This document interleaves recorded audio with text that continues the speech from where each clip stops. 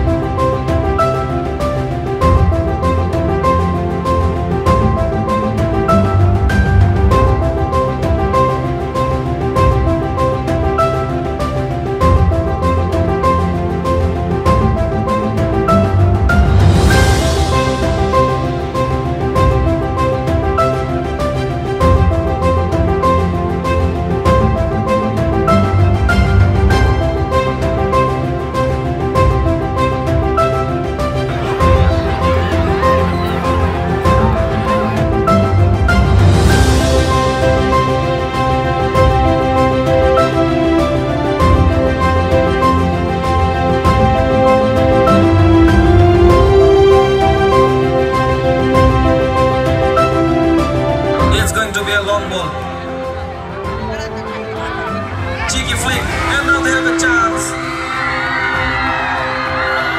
Goalkeeper showing his presence of mind, easily collects the ball.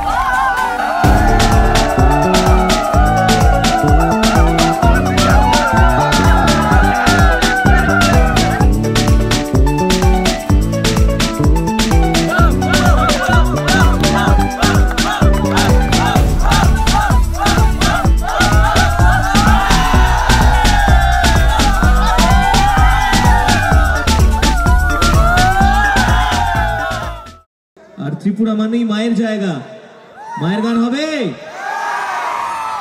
বেশ।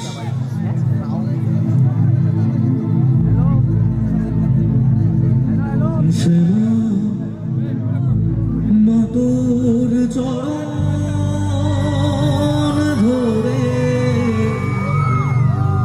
থাকতে দেশরে জনম ভরে আমার মাগো তোরে পাগল